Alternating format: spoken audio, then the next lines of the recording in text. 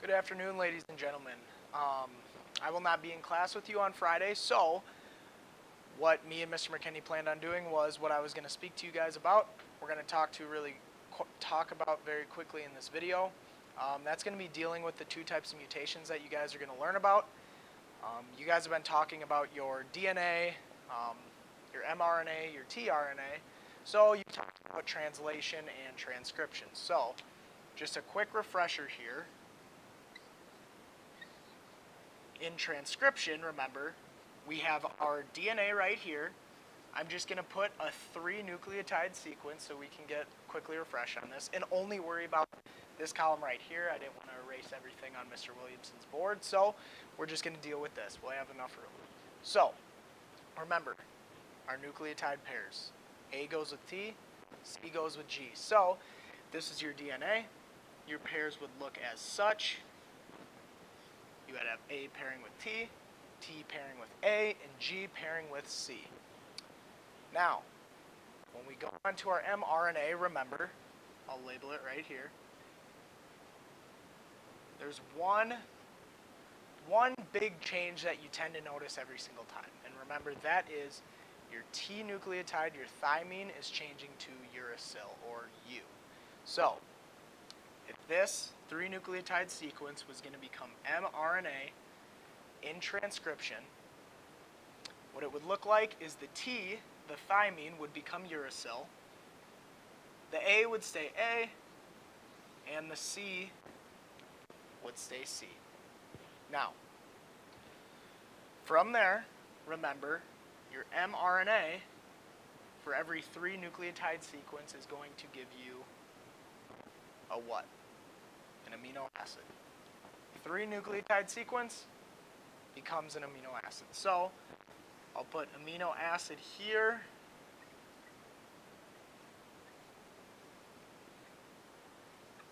And if I have the right idea, this is what you guys have been covering.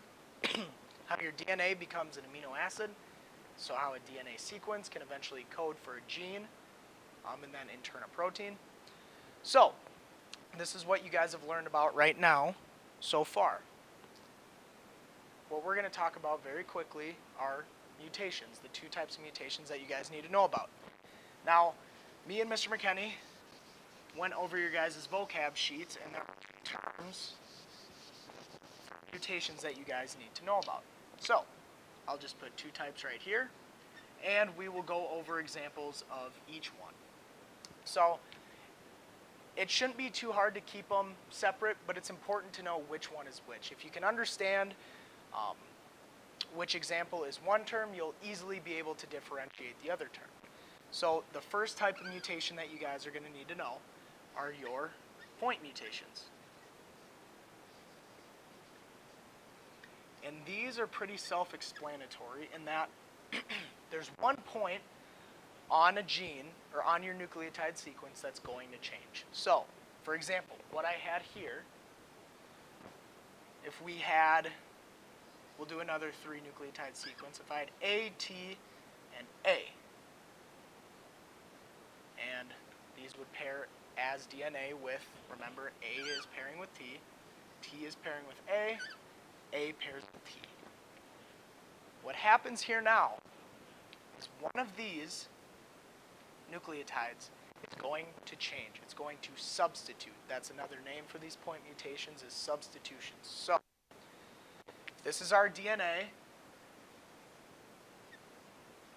and we're transcribing it to mRNA, right? From here, remember, thymine becomes uracil, A stays there, T goes to U, uracil. This is what you would normally have. But in a point mutation, what's going to happen here is on your DNA, one of these nucleotides is going to change. So, let's say, for example, your T here. Find another marker quick. I cannot. So, we'll just leave this here. So, remember, this A was paired with T. Let's say if this T changes to a C, right? This is an incorrect base pair. But what's going to happen on top of that is your mRNA is going to change as well. Excuse me. So This was your original 3 nucleotide sequence, but after this point mutation, you now have a U, remember,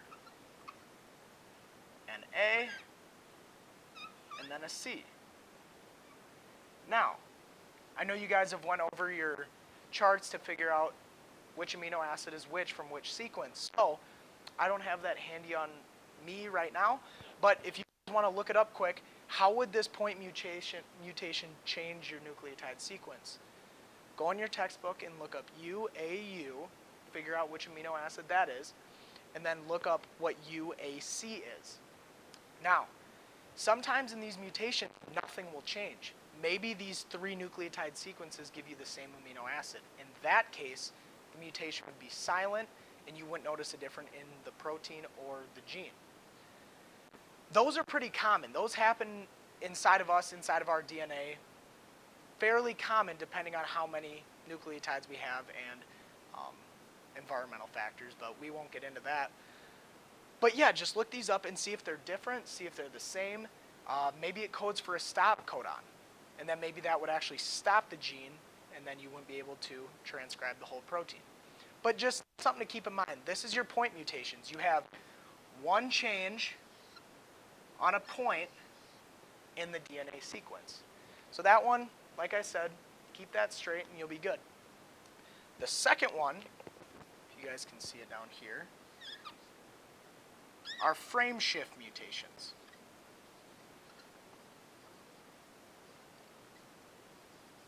These can change the whole structure of a protein and a gene much, much more than these point shift mutations can. Now, I said that if a point mutation turns a normal amino acid into a stop codon, yes, that could affect the entire downstream gene. But with these frame shift mutations, every single time there's a change downstream.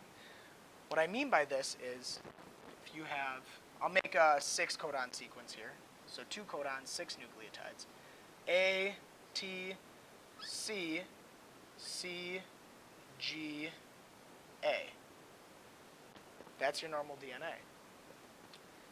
What happens in these frame shift mutations is either a codon or nucleotide is either added or subtracted.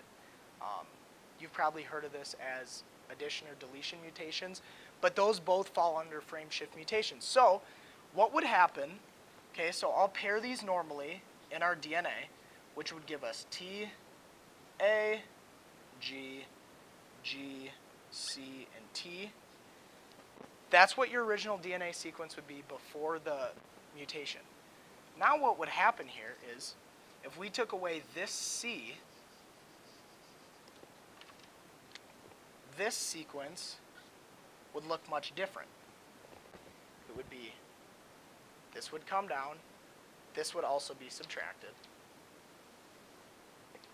It would then look like T, A, G, C, and T.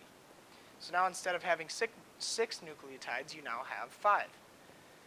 What can happen there is, again, your amino acids can change. If we have our mRNA over here,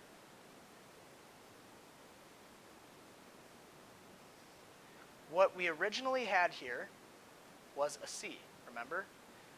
Which would pair with a G. So your original, your original amino acid would be U, A, G. Now, after that mutation took place, you see again, over here you're going to have U and G. So in that case, for that one amino acid, that will not change. But the difference you see here is you had a C, a G, a G, a C, and then a U. Remember, thymine is changing to uracil. That's on your original DNA sequence before the mutation. But because we had this deletion, a pair was taken away, frame shifted up to here, and now you're left with a C and a U, because this G went up there because this one was deleted. What happens here now is what's further downstream. I didn't write it down, but perhaps it's an A. Perhaps you would have an A here now coming up because of the deletion.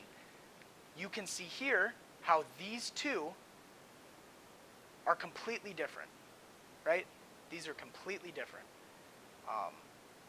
And that can continue downstream along a line. Whereas on your point mutations, you're really only dealing with one amino acid. But on these frame shift, you're going all the way down the DNA protein. So if I want to define these quickly so you guys can know for your vocab and to keep them straight, if you want to use alternative terms to help yourself remember these, you could refer to a point mutation as, this marker wants to write, as substitution, and your frame shift mutations could be addition or deletion. So now when you hear those terms, maybe further on when you get into different classes, maybe human anatomy or maybe even in college, this is an easier way to keep these two straight. But a point mutation is a change in a single nucleotide.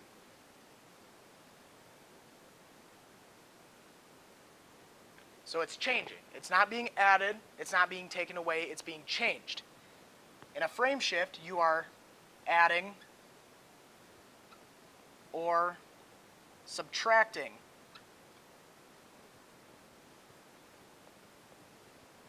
a nucleotide.